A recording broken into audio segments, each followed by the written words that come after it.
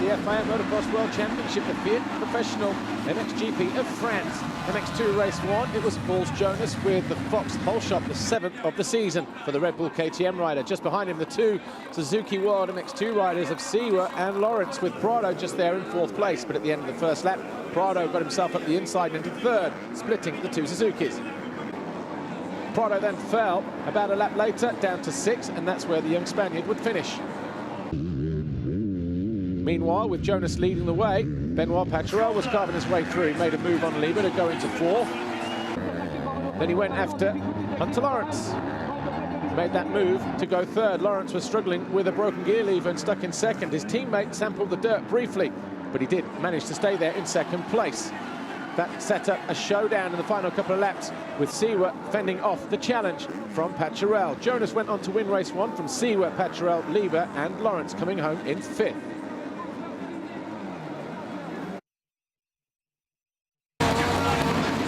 Mxgp race 1, and it was tight, but it was Max Nagel with his first foxhole shot of the year, narrowly edging out Tony Cairoli. Cairoli, though, a 3rd of the lap through, found his way up the inside. A mistake from Nagel tipped him out of the rut. Cairoli took the lead, but not for long. Before the end of the lap, the Sicilian made a mistake, and the German was back through into the lead. Van Horbik was close behind as well in 2nd.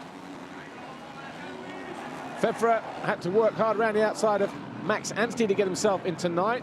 And towards the end of the race, Herlings and Gauthier Paulin were fighting over 5th place. Herlings eventually found his way through on the Frenchman. He closed in on Clément de Salle as well in the final stages of the race.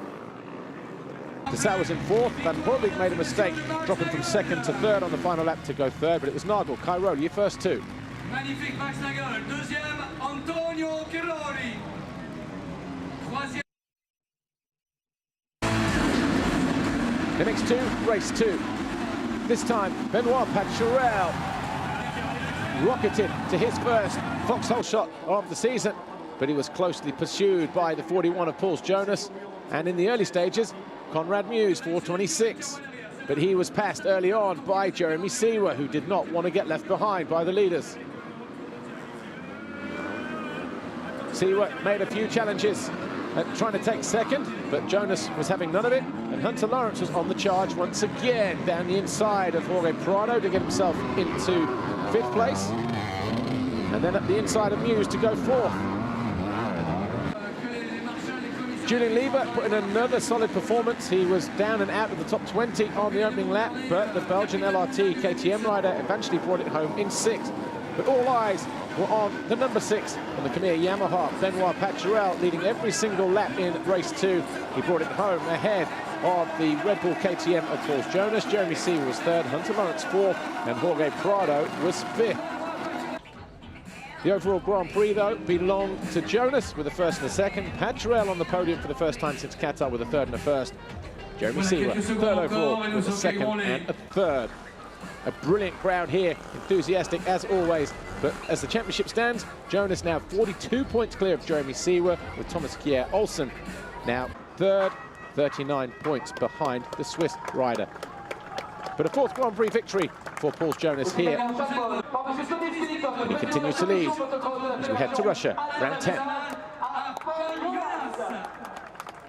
Yeah, I know, and in the first motor I felt really good. I got a whole shot and led all the way, by controlling the race, I felt really good. And then second motor again, get a really good start, but Benoit was leading, so, in front of his home crowd, it was actually really nice to race, for sure it's nicer when it's your home crowd, but, like for me, fans cheering on the trackside was really nice, It was, in the end, really nice to let them listen to Latvian anthem, so, I'm pretty happy, with the weekend, and we continue to work, and looking forward for Russia.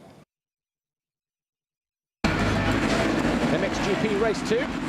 This time, Tony Cairoli made sure the Fox pole shot was his for the 6th time this season. Jeffrey Herlings went down at the back of the pack, so too, just ahead of them, Arminas Jasikonis, and Herlings was one of the last riders away.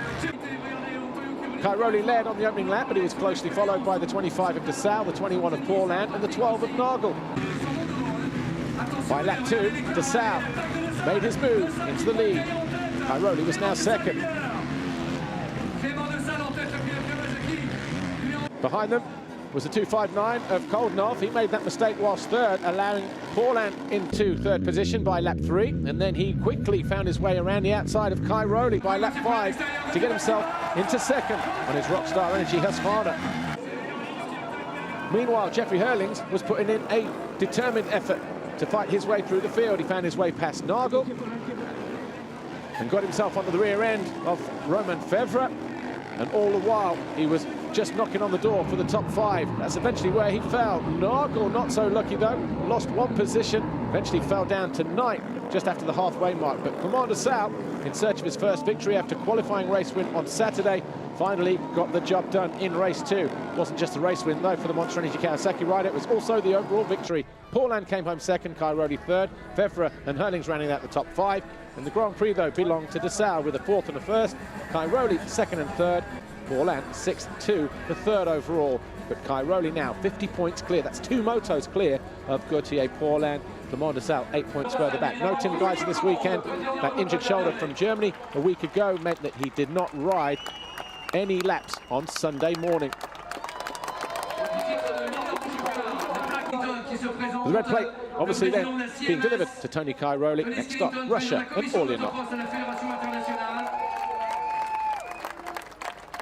Yes, I'm really happy, to win the second moto and the overall, because first moto was not like I won. I didn't hit the start, and then I was stuck a little bit, and then I could not find my rhythm, and I did some mistakes. But really happy to finish like that.